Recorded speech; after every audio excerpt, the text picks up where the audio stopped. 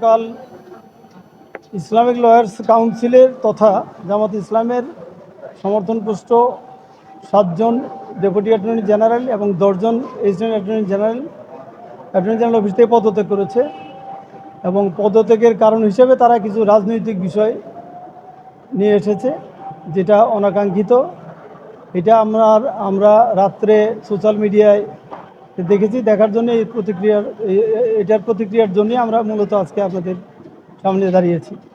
তো আপনারা জানেন, বাংলাদেশের ইতিহাসে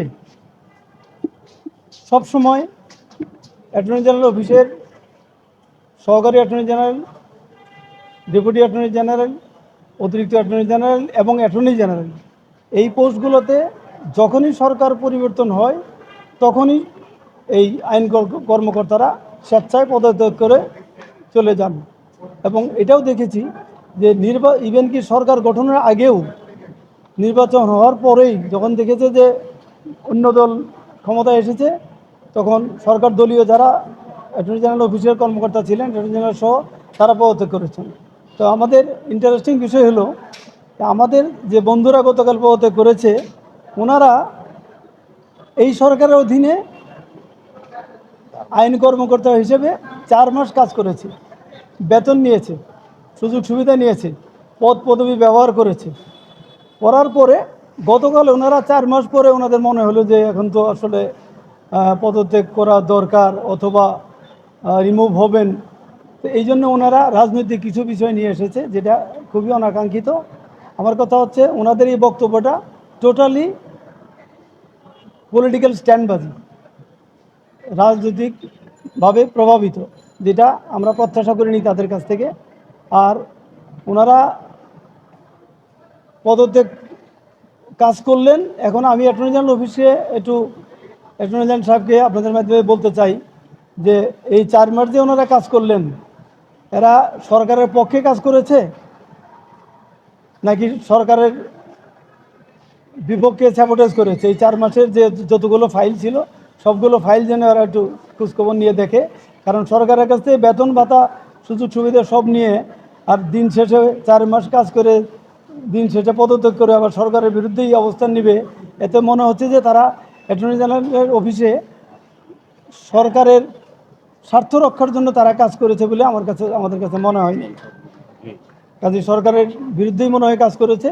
এই জন্যে রাজনৈতিকভাবে প্রভাবিত হয়ে এই সমস্ত ভিত্তিহীন অভিযোগ তারা এনেছে, যেটা অনাকাঙ্ক্ষিত। এবং এটা যে রাজনৈতিক উদ্দেশ্য প্রণোদিত, এটা তাদের বক্তব্যেই উঠে আসছে। কারণ তারা যদি সরকারের বিরুদ্ধে আচরণই করতো, তারা যদি সরকারের সুযোগ সুবিধাই না নিত, তাহলে সরকার গঠন হওয়ার পরের দিনই তাদের পদত্যাগ করে চলে যাওয়ার কথা। তা না করে 4 মাস থেকে এখন এসে পদত্যাগ করে ওনারা বিভিন্ন কারণে পদত্যাগ দেখাচ্ছে। এটা কি বলবো, আবারও বলি যে রাজনৈতিক স্ট্যান্ডবাজি। আপনাদের ধন্যবাদ।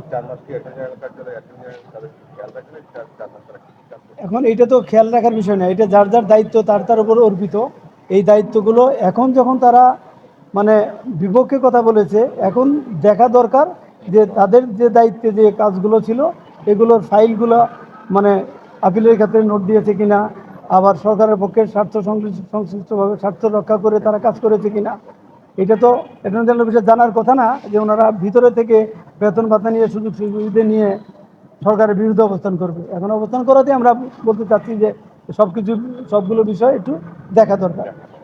Thank you.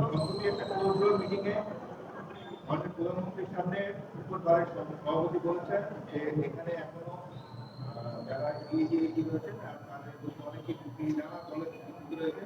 আইনমন্ত্রী আশ্বস্ত করছেন যে এখানে রিসাফল করা হবে, এটা সম্ভবত আগামীকালের মধ্যে হবে। এই পদ্ধতি কি ওইটার কোনো পার্ট কিনা, অথবা আপনারা এই বিষয়টা সামগ্রিকভাবে রিসাফলের বিষয়টা কিভাবে? এখন রিসাফলের বিষয়টা মূলত আইন মন্ত্রণালয়েরই। এখন আইন মন্ত্রণালয় যদি মনে করে যে কারোর সাথে ডিসকাস করতে হবে, তারা করতে পারে। না, এটা আইন মন্ত্রণালয় চাইলে ডিসকাস করতে পারে, কারণ আইন মন্ত্রণালয়ের মন্ত্রী তো এখানে প্র্যাকটিসিং লয়ার, উনি পুরোপুরি জানেন এখানে কার কী ভূমিকা ছিল, কারা কোন দলের ছিল। যেটা আইন মন্ত্রণালয়ের সিদ্ধান্ত নেবে। সুতরাং এটা ওনাদের রেজিগনেশন তো বহুত আগেই হওয়া উচিত ছিল, সরকার গঠনের পরেই হওয়া উচিত ছিল। কাজে ওনাদের রেজিগনেশন ওইটার পার্ট কিনা এটা তো এই মুহূর্তে বোঝা যাচ্ছে না, বলা যাচ্ছে না।